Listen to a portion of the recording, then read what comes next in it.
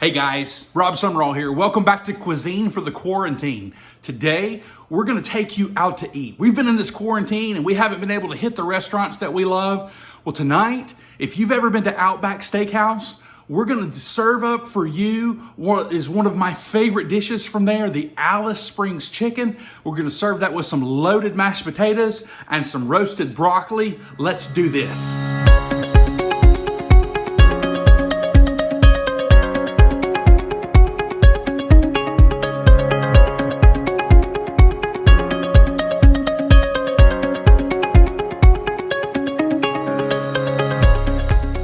For today's recipe, you're gonna need the following ingredients. We've got some chicken breast. We've got some bacon. We're gonna saute up some button mushrooms. Of course, we're gonna mash some Yukon Gold potatoes. We've got some sharp cheddar cheese. We're gonna roast off some fresh broccoli. I got a little butter for our mashed potatoes, some sour cream, and some honey mustard to go on top. And then there's some seasonings we're gonna pull in from the pantry. You're gonna love this. Stop saying you're gonna love this, Rob. We're gonna get some bacon in the oven. You know, cooking bacon on the stovetop is certainly delicious, but it also can be a very messy way to go. My favorite way when I'm doing a lot of things is one of my saving time tricks. Is to fire the bacon off in a hot oven until it's nice and crispy. Usually takes maybe 20, 25 minutes. I've got my oven at 425, so it's pretty hot. I'm using a good thick cut bacon. I'm using my favorite Wright's brand bacon, okay? We don't need a lot. This is probably more than what we need, but is there such a thing as too much bacon? If we can have a poll, if you can respond, is there such a thing as too much bacon? So we're gonna pop these in the oven. You'll notice I sprayed the pan because even though bacon is fatty, when you do it in the oven, it'll stick. All right, it's time to prep our vegetables. You guys know what that means. That means, yep, it's right. It's time. It's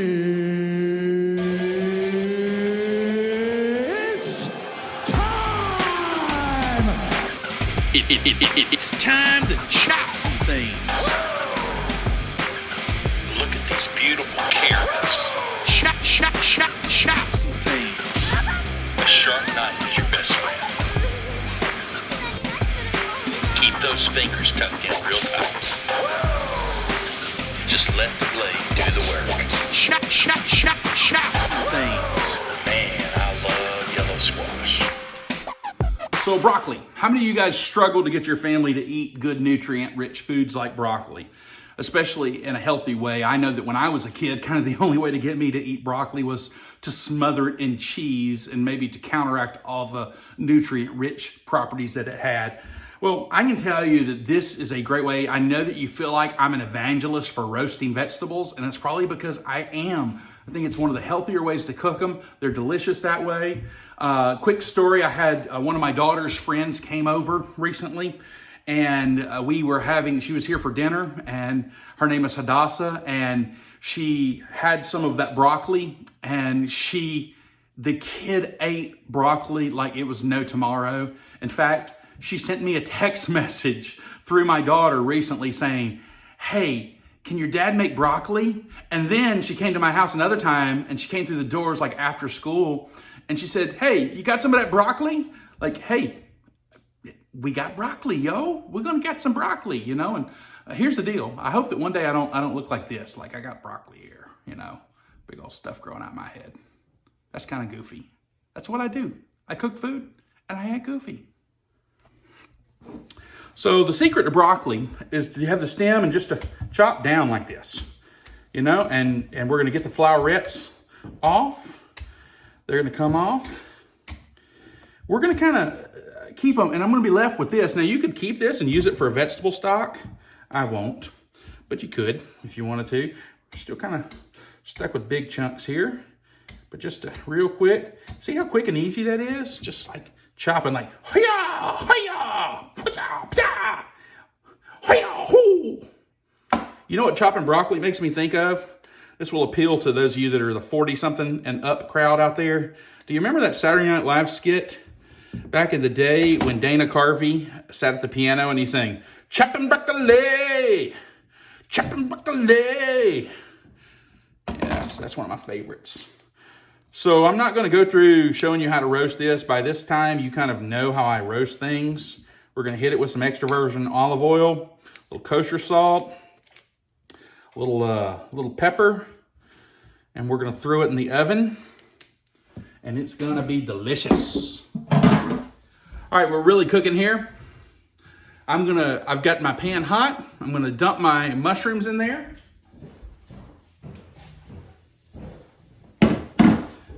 I think it's helpful to actually really cook so you can see how you multitask. So right now, just kind of multitasking on the list. Bacon in the oven, check. Broccoli in the oven, check. Mashed potatoes on the stove, check. Mushrooms, check. Last thing we're gonna fire off is our chicken. Now, I've got these huge, gargantuan chicken breasts. I mean, these things are big enough to feed a horse. And so, look, I understand they have a place, maybe when you're putting them in your slow cooker or something, but I'm going to butterfly them, and I'm going to get at least 2 portions out of each one. I've got 3 of these huge chicken breasts. They are thawed, but very cold, which I will tell you is a good tip. If you can have them just the tiniest bit icy, that is a good tip to making them slice well. Okay, I want them thawed enough where when they hit that pan, they're going to be completely thawed very quick. But you can see how much thinner that is. That's what I want. That's what I'm going for. That one chicken breast, I got 3 servings out of it right there. I may not even chop up all of these. This is for you, Mary Jo. Sauteing. All right, friends, our chicken's laid out. I've cleaned my surface. My hands are super duper clean. I've gotten rid of some of the moisture on this. Give me a second. My mushrooms are done. Here we go. I can hear them. There we go. Man, they are beautiful. I wish you could smell them. So, put that pan over there off the heat, but we're fixing to, actually I'm going to put it on the heat. So fix that something right now. Told you I'm really cooking here. So here's what we're going to do. We're going to do simple little seasoning of this, a little salt. I'm only seasoning one side here. Remember? Know what to do with broccoli. Okay, we don't. My dog's trying to eat broccoli. Got one to get on. Salt, little pepper. Pepper pots. Little pepper, okay. And then, I love this stuff. This is Tony Chachere's. This one's the Poultry Magic. Man, this stuff is flavorful, but not spicy. Heavy. We're going heavy on this, okay? Heavy. By the way, this is also fantastic on shrimp. I know it says Poultry Magic, but don't let it lie to you. It's a switch hitter. It goes both ways. Okay, I like putting my tongs right in my sink like that. A little salt, little pepper pots. My pan is so hot, I don't want to burn my chicken. Okay, a little heavy seasoning.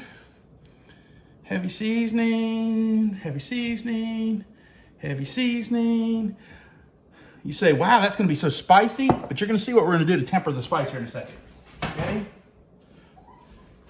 I'm going to bring this over to you because we're cooking. You can see my pan is smoking hot. Oh, can you hear that? You hear that? This won't take long. And that's how oh my goodness, it smells so good already. Those potatoes are boiling.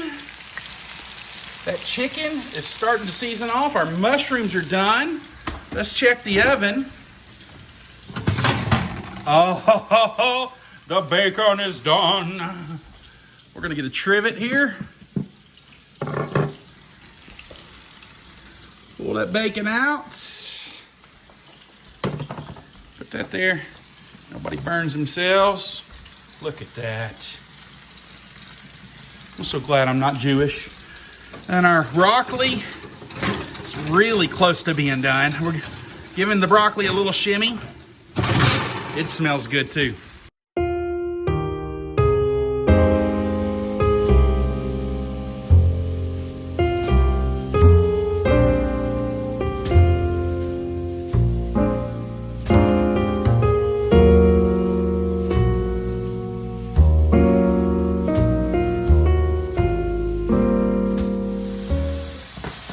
So one of the things I love about this meal in particular is that you really can cook ahead of time. Maybe even like earlier in the day, maybe a night ahead. I don't know that I'd do that with my chicken. But you can cook ahead of time and you could finish this because we're going to use the broiler to heat everything up. So I don't care if my bacon's cold. I really don't care if my mushrooms are cold when I go to broil it. I really don't care if my chicken is room temperature because the broiling process is going to bring it back up to temperature somewhat. I don't want the chicken to be cold, but it's okay if it's at room temperature. You can see my chicken there. Man, that's beautiful. Let it cook a little bit more. The seasonings are strong. But like I said, we're going to temper that. Let's test our potatoes. Got just a little paring knife here, and I'm looking to see if they're fork tender. And they are. Okay? They are fork tender. Okay, my potatoes are fork tender. And here is one of my favorite tricks that I like to do, okay? We're going to drain those potatoes right here. And colander in the sink. Then I'm going to return these potatoes back to the hot pan on the stove, 60 seconds. You say, why in the world would you do that? I'm doing that because I'm drawing out the moisture from the potatoes, because when you draw out the moisture, the starchiness of those potatoes is going to suck up to whatever flavor you put on there. And we're going to put in some butter, some sour cream, maybe a little garlic powder. I'm not sure. Firing off our second round of chicken here. But we want all of that flavor to suck up to our potatoes. So there they are. They're all. We're just going to set them here off the heat for a second. I'm going to use my mixer today because my kids really don't like lumps too much. So we're going for smoother. We'll go ahead and get those potatoes going while our chicken's cooking off. Oh my goodness, guess what I've got? It's beautiful. It smells good. And we're going to put that in our serving bowl. And I am going to finish it with a teaspoon pat of butter. One child says, give me a taste. The child who wants to remain nameless and faceless because middle school girls don't want to be on camera with their dad. So, broccoli. Gosh, I want you to see. Can you see how there's a little bit of char on that broccoli? That's what you get in that roasting experience, okay? Beautiful. Beautiful. Again, teaspoon of butter to finish them off, and we're good to go. Let's flip this chicken. Oh, we are cooking up in here today. Can I get an amen? The Lord Jesus wants us to eat some broccoli.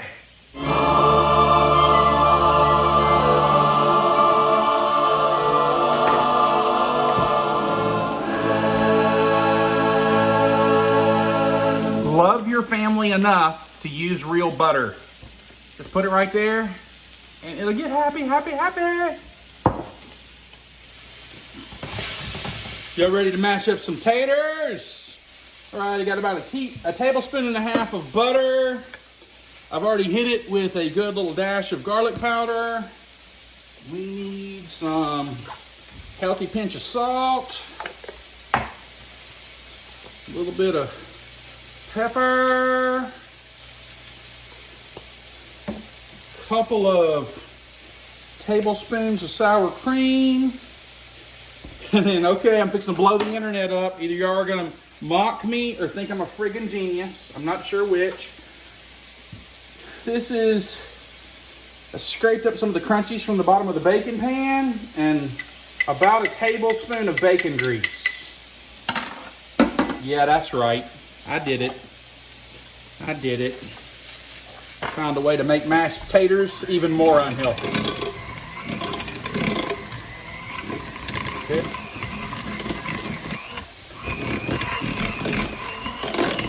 Okay, we're going to need just a touch of milk. Let me get a touch of milk. I need to cap off this milk anyway. It's May 2nd, the date. That's tomorrow. How do y'all handle milk expiration dates? You let go up to the day. You let it go a day after. I like go up. I don't even always like to use it up to the day. It's kind of weird like that. You want just another little splash of milk. Little consistency issue going on here. Okay.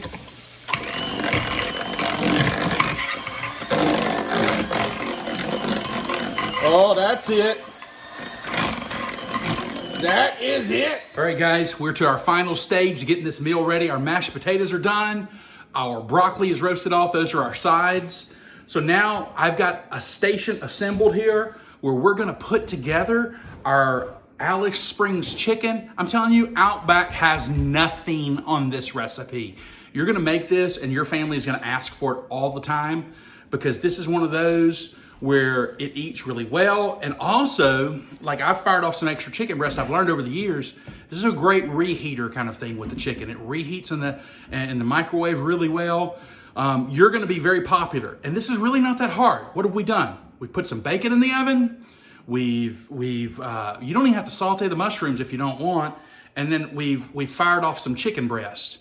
And now it's all in how we're gonna put it together and finish it off. Let me show you what we're gonna do. So here's what we got. We've got our chicken breasts that have been seasoned and fired off. Our bacon, nice and crispy from the oven. I've got some honey mustard. I've got Ken's honey mustard today. If I had it, I'd prefer O'Charlie's.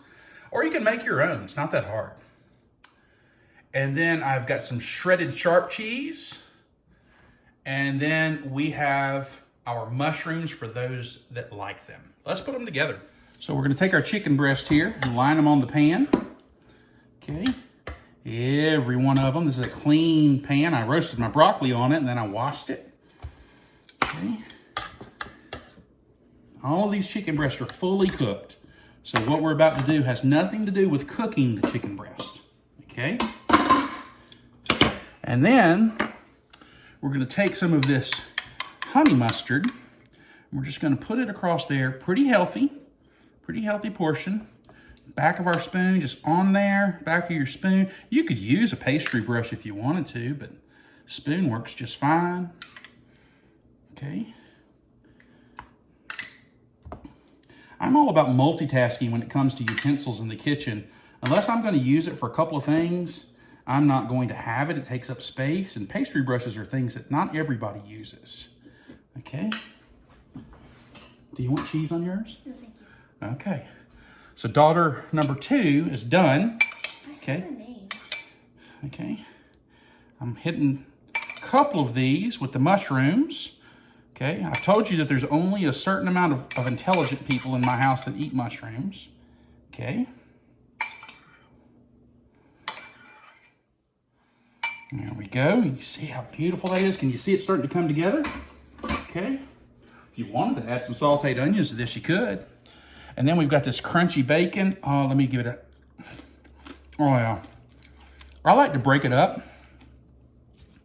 because it is a thick bacon. It goes a long way. You no bacon on yours either? Okay. Uh-oh, good news. We may have one extra piece of bacon. You know what that means, don't you? Okay. So every one of these got about 1 piece of bacon on it. I just took and half the pieces, okay? And then I've got some shredded sharp cheddar cheese. Now, honestly, I think this works very well if it's not shredded, but I will tell you what doesn't work well. There are such big flavors in this dish that mild cheddar does not work well. You need sharp or extra sharp, okay? And we're just going to put this on top of here. I've already turned on my broiler in my oven. So it is going to be broiling and happy. Okay. Okay.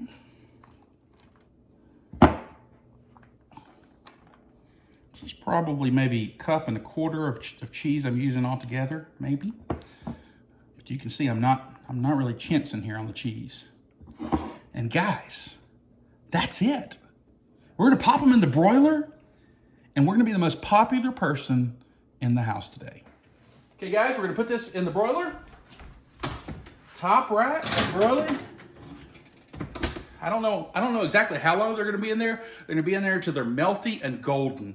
Right now, I'm going to set the table, and we're going to be ready. In the words of the great Bobby Brown, this is how we do it. Look at that.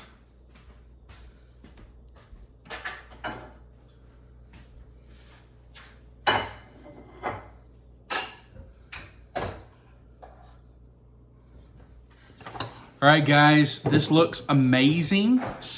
We're going to give it a taste. Let me see these mashed potatoes. Just a hint of garlic, very creamy, delicious. The roasted broccoli still has crunch, tons of flavor.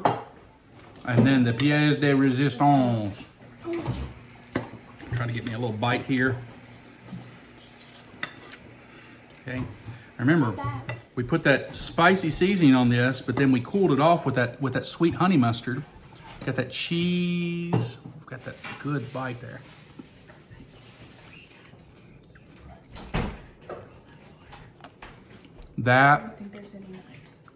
That's restaurant quality.